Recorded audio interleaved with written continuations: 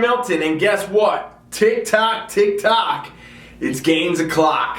Thank you for being here. This is the show I run every single Friday where it's your Q&A session, okay? I ask you guys out on social medias, at Instagram specifically, put a little questionnaire up there, ask you what you want me to cover, and I'm taking questions from all other different areas too. I got my top 10 for you today. We're going to go over, hopefully quick, easy. The whole idea behind the show is that if you got a question, it's likely somebody else wants that same answer and vice versa. So with that, this is a spread the knowledge, spread the wealth of getting gains, basically, all right? And so please make sure you share it. Please make sure you subscribe it and comment. Tell me what you think about. I'm not getting enough comments from you guys. So hit me with some more questions. Let me know what you think of the shows. Tell me where you want to see these things go. I do these all for you. This is just one of 5 awesome shows I'm running all week, so check out the rest of the channel too. All right, let's dive right on in and get this thing kicked off. Tick tock, it's Gainz o'clock. Question number 1 is from Amber. Is it okay to train before you eat while doing intermittent fasting? Amber, the answer is yes. Actually, that's the most beneficial way to do it. If you can time the end of your fasting window with your workout, and then as soon as you're done with your actual training session, you're going to start your feeding window with your first meal being right after that, okay? And this is good for a number of reasons, but more specifically, all the stuff I went over in the video, I know this is why this question's coming up from Fitness Fire yesterday, intermittent fasting. All the benefits of fasting are going to be accelerated if you can actually do your feeding window right after your workout, okay? So better metabolic boost, better hormone response, better overall body composition. Everything's going to just go better to the next level because basically training in a fasted state is accelerating those, and then when you feed, your body's like, oh cool, this is feeling good, this is feeling great. For lack of going into way too much science right now, that's the best way to do it. You kind of want to start doing your fast and try to time your workout with the end of your fast so that you can then start your feeding window after that. So you do your 16 fast, workout right at the end, and then 8 hours of feed where you're going to be doing that. And if you start the first meal right after the workout, you'll notice a change. It's going to feel great. All right, question number 2 is from Ursa. Instead of silver, can you wear gold jewelry on stage? I'm assuming it's for competition stage, right? It doesn't actually say stage, but I added that in. Yeah, you can. There's no specific about the jewelry per se.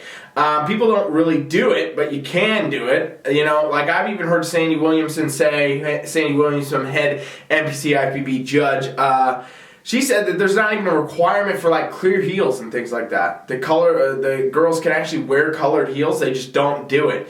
So, can you wear different colored jewelry? Yeah, sure, you can pretty much wear whatever you want on stage. It's not like a specific thing that says you can only wear the silver jewelry. But, with that, you're not going to see a lot of variance, so you might want to stick to the silver just because of that. You could also be wanting to mix it up and wear whatever you want.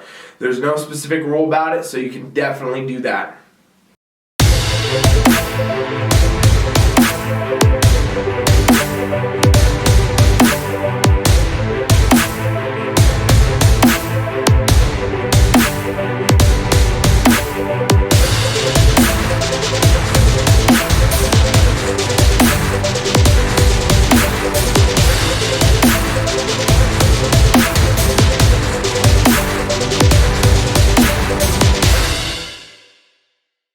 Next question is from Jess.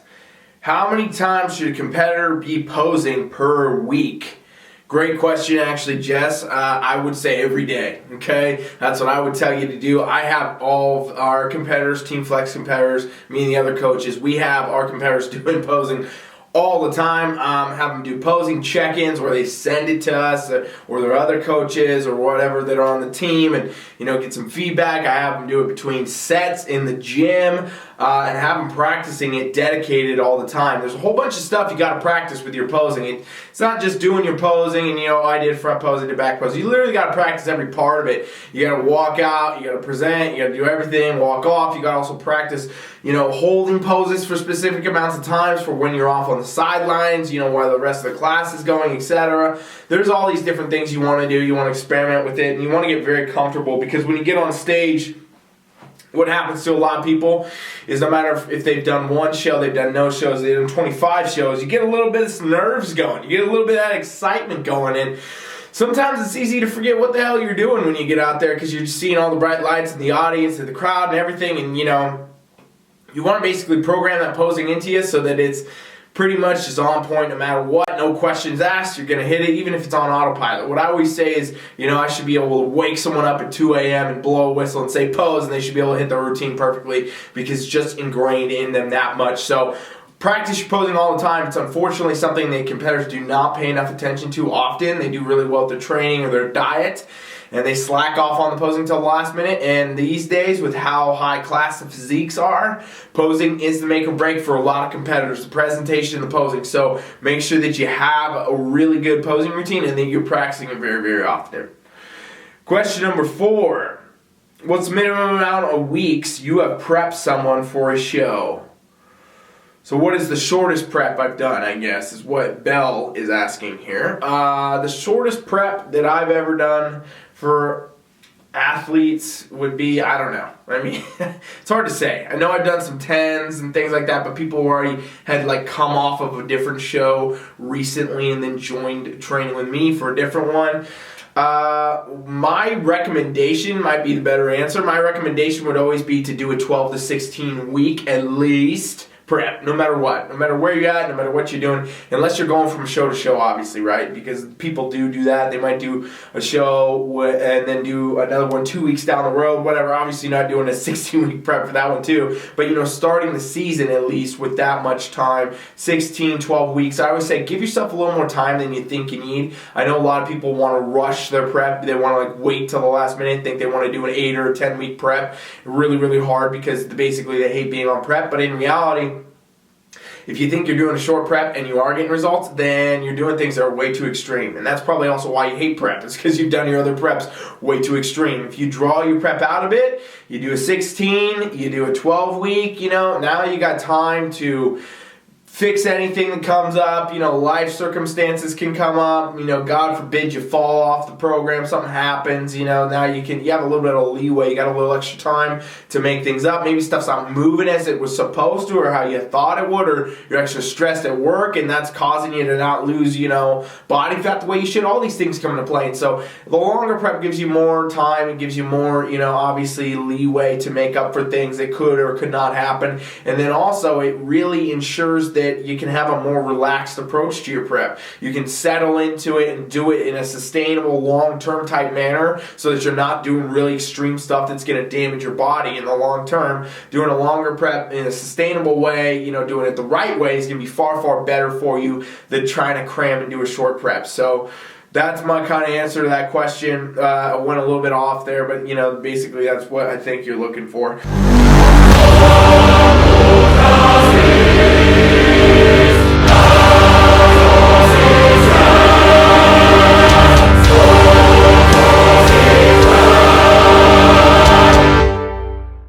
Question number 5, rolling right on.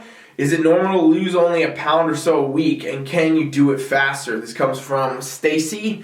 Stacy, the answer is it normal to lose a pound a week? I mean, it's hard to say. It depends on who you are, where you are, what you're doing, how much you're trying to lose, where you're at in your actual body composition already. If you're doing a sustainable type, you know, fat loss type diet, where you're trying to lose weight, where you're trying to burn body fat, a sustainable approach is going to be about half a pound to 1 pound, maybe a pound and a half at the extreme per week, okay?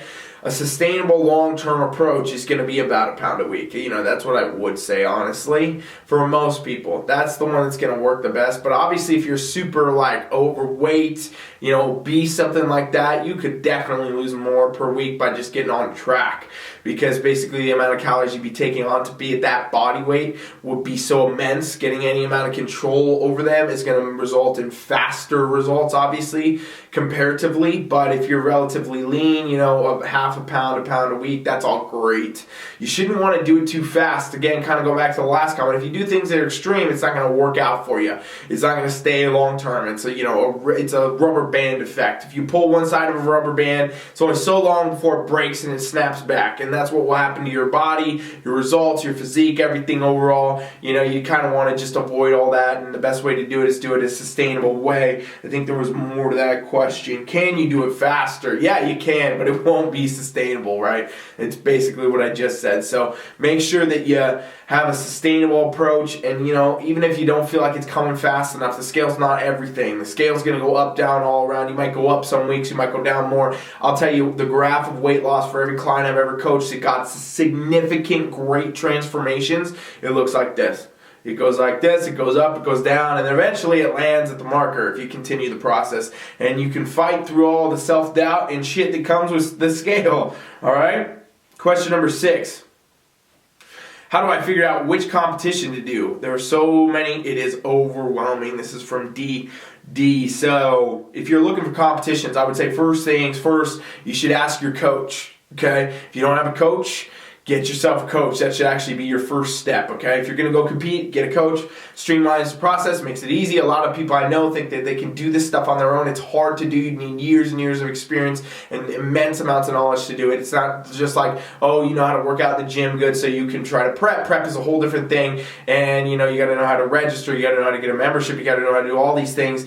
On TeamFFLEX, we do all that stuff for you, okay? So that's why I'm saying go get a coach, because if you can get a coach that can help you get a show, help you figure out how to do your registration, all that, like we do on TeamFFLEX, then it's going to make the whole process easier. And also your coach will probably have good suggestions of shows for you. That's what I do for sure. That's what our other TeamFFLEX coaches do. We get a client, we assess their physique, see where they're at, and then direct them based on their timeline of their life and everything else. Like, hey, go over here, try to go over there, let's do this show, can you make this one? All right, not that one, let's do that, And basically you can find a schedule like that. That's how it goes for me, at least. Hopefully your coaches will help you. Otherwise, if you're really just looking on your own, there's tons of resources. Just look, go to NPC News Online. You can look at the events list there, and you'll be able to see all the competitions going on and the ones that are in your area that could work for you. All right? Hope that helps.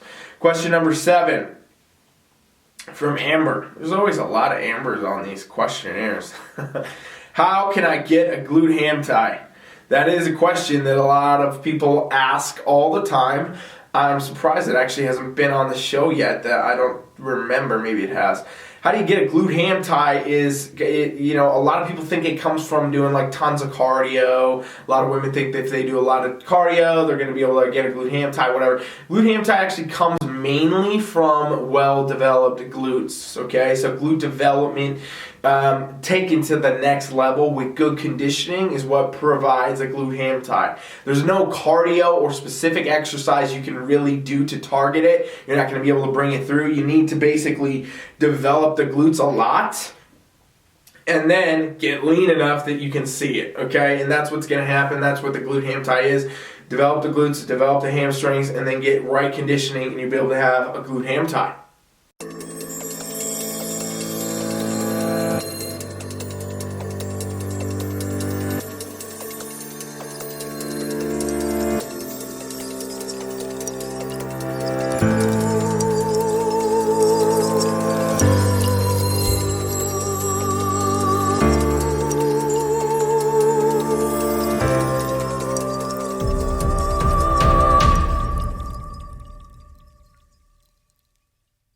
Question number 8, what percentage of body fat should a bikini competitor be on competition day? This is from Mary. So, what percentage of body fat should a bikini competitor have competition day? Well, this is an interesting question because body fat is not scored in bikini. You don't need to, take your body fat percentage for the judges or anything of that nature. It's hard to say. I will say it's probably between 13 to 16% for most people. But here's the thing. every physique, every person holds body fat differently. So there's not a specific marker to say, okay, this is right or this is wrong based on it. What you got to go off is what your physique looks like, okay? You got to know what should I approximately look like, level of conditioning, muscularity, all that for the judging panel to score the best. And basically that's what it is. You have to fit the criteria of your division. In this case, it's bikini. The body fat percentage, though, relatively, it's not something we can just say stamp on it, yeah, that's the right one or not. Like I said, it's probably between 13 and 16% just based on my experience, but there's also been those outliers where people hold more body fat than that when they get tested and they look great, they win their shows. You know, that happens all the time. So I don't think there's a specific metric that you need to worry about. What you need to look at is your aesthetic and if that is the correct thing for the bikini division. Question number 9. Does intermittent fasting make you lose muscle? This is from Jack. I'm assuming you watched intermittent fasting yesterday on Fitness Fire. Great question. You will not lose muscle if you do intermittent fasting correctly, okay? Just because you reduced your eating window down does not mean you're going right into catabolism, basically, going catabolic. You're not going to do that. A lot of people get concerned about this. A lot of people worry about this, but kind of, I would say just go watch Fitness Fire, honestly, yesterday about this. It's a very natural thing to go through periods of fasting without eating. I mean, you're not concerned that you're losing muscle when you're sleeping, right? So why would you be concerned with just a few 8 more hours, of not eating? It's not going to do anything as long as you're getting the macros and you're getting, the micros and all that in within your feeding window of 8 hours. And honestly, there's also the growth hormone effect that comes with intermittent fasting where your growth hormone goes up, testosterone can come up, a lot of things are going to go on with that also helps you preserve muscle. A lot of people worry about, the muscle loss, but it doesn't make sense if you really think about it, right? If you think about the fact that if we were living in the jungle, right, like I talked about yesterday, in the old school life where we didn't have houses and fridges and cars and all this, your only function for success in hunting or gathering would be the amount of muscle you had on your body, right? You would have to be physically able to sprint, run, carry, kill, do whatever you were trying to do to gather food, get it, and bring it back. And so if your body's going to start burning anything during your fast, I believe, and science is starting to show now, they're doing research into this stuff, that pretty much it's going to target your body fat long before it gets to the muscle. The whole idea behind the muscle and the worry about every 2 hours you need protein and you're burning muscle, that's kind of gone away. It's a very old school idea. It was pushed a lot by supplement companies in the early 80s and 90s and still goes today, but what a coincidence that they want you to buy the protein shakes and so on and so forth. So don't worry too much about that. Get your protein right for sure. Get your macros right. Get all that done. But you don't have to worry specifically about losing muscle on your fast. I bet, honestly, you will feel more muscular and stronger if you continue to fast. All right? Let me know how it goes. Question number 10. It's the last one, fam, and then we are rolling out of this. Can you compete naturally in the NPC, Trisha? I think that I've even talked about this before on this show. I don't know if I have. I've definitely done maybe a first call-outs or something on it. But the answer would be yes, absolutely. If you don't know this, I'm going to blow your mind right now. All TeamFFLEX competitors, since the dawn of TeamFFLEX, the dawn of any of my coaching or the coaches I work with, nobody has ever taken performance-enhancing drugs and competed under TeamFFLEX, period.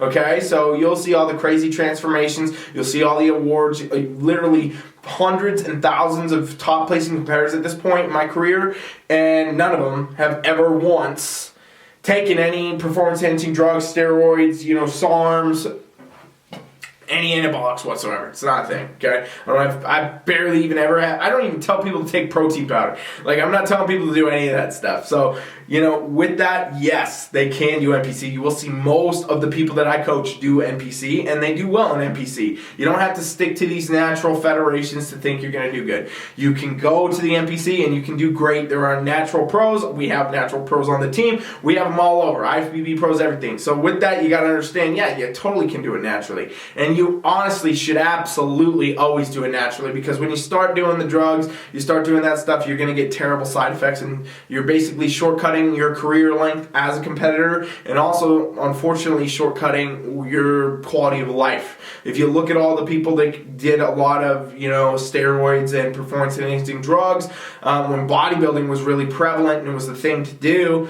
you'll see all those guys now. Nobody does that. Nobody continues that, and a lot of them have a lot of severe health problems. And this happens on the amateur scale too. With different supplements that contain them that people don't know about, and all this terrible stuff. It's not good for your body. It will damage you. It will cause you problems for sure. So avoid it, and you can compete. You can do well. You absolutely can. So please make sure that you do that. Don't go take drugs or do any of that stuff. It's unnecessary. All right, fam, that's Gainz O'Clock for this week. Thank you for your questions. We did the top 10 today. I want more. Send me more. Bring me more. Get me more. Go send me in a DM on Instagram. Drop me in a comment. Subscribe, share, thumb me up. Give me what you got. Thank you for watching. I appreciate every single one of you. Coach Rye is out.